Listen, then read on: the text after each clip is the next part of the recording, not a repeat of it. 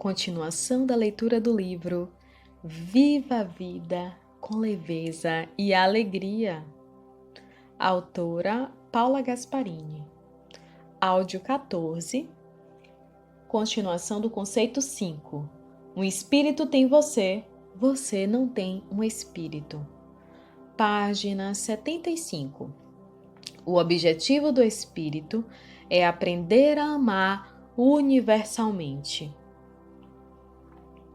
O espírito coloca, abre aspas, um capacete de realidade virtual, fecha aspas. Se conecta a uma, entre aspas, máquina e vai jogar o jogo. A máquina será programada de acordo com o que o espírito determinar no sentido das provas que deseja realizar. É como se ele dissesse quais são as matérias em que ele se sente preparado para ser testado, e a partir disso a, entre aspas, máquina, o personagem, é programado para o jogador testar seus conhecimentos.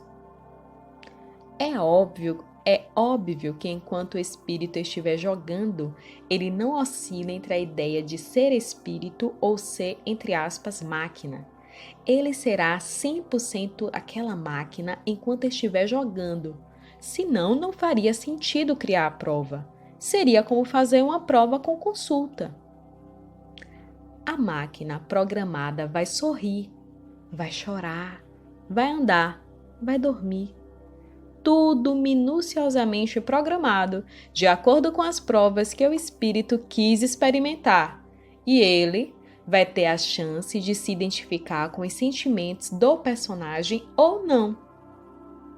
Ele vai ter a chance de reconhecer, através das vivências do personagem, que ele não sabe, que só Deus sabe ou não. Ele, o espírito, vai ter a chance de amar universalmente ou não. É somente sobre isso que se trata o desenvolvimento do espírito. Não existe um personagem. Existe um espírito plugado numa máquina, se percebendo personagem. Neste momento, existe um espírito vivendo a ideia de escrever, através da programação que fez a, entre aspas, máquina, Paula, escrever agora. Quanto mais eu acredito que sou Paula, menos acredito que sou espírito. Mais eu busco saciar as vontades da personagem. Mais eu me indigno quando a personagem não é atendida. Mais eu me revolto com a vida e ela me parece um campo de guerra, ao invés de um campo de treinamento. Mais eu busco o prazer da personagem e fico presa à roda de vida e morte, conforme lemos no trecho dos Upanishads. Quanto mais o espírito que vive a Paula é evoluído, menos ele se sente, entre aspas, mal pelo fato da Paula não ser atendida. O espírito evoluído não se identifica com a dor e nem com o prazer, pois ele vive a neutralidade, o não julgamento e a não dualidade. Ele busca viver a unidade. Quanto mais o ego personagem vive a partir dessa verdade, menos sofre. Então deixemos isso bem claro. O objetivo de você viver a vida a partir desses conceitos é não sofrer, ou sofrer o menos possível.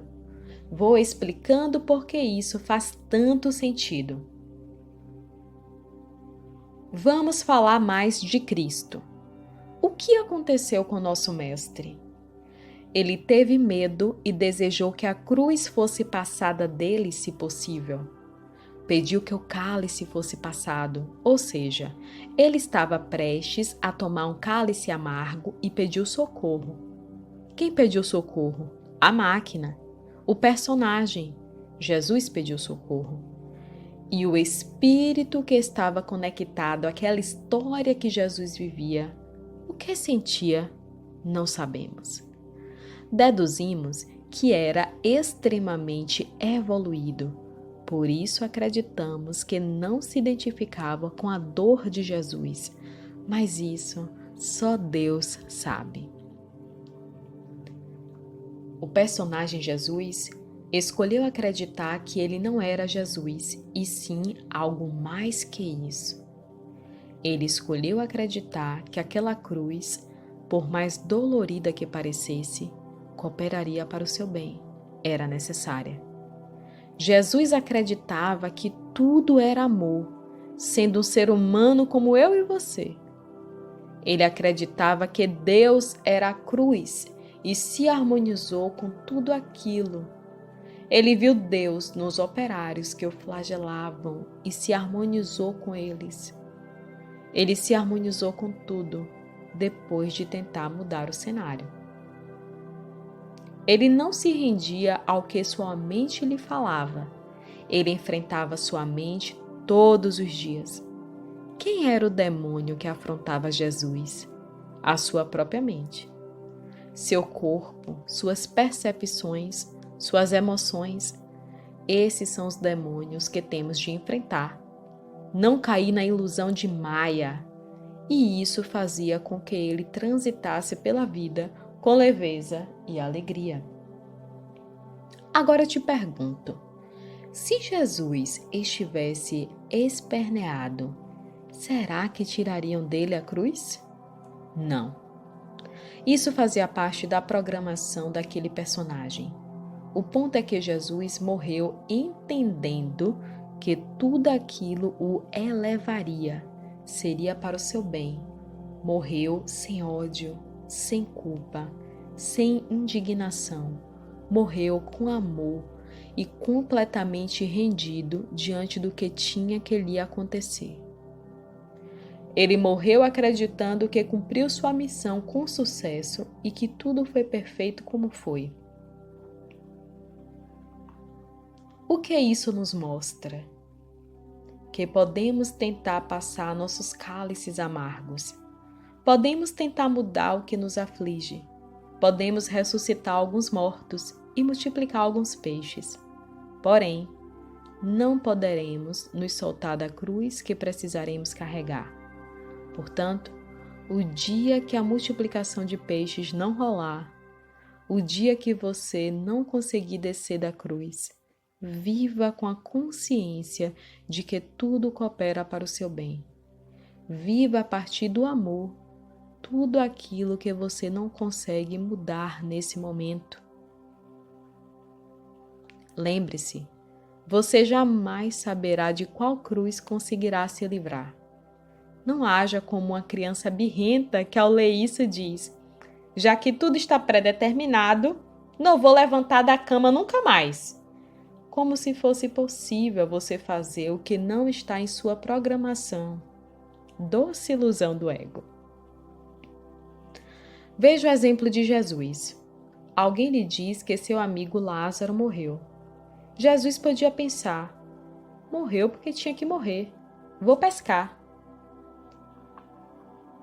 Ele faz isso? Não. O que ele faz? Ele tenta. E por quê?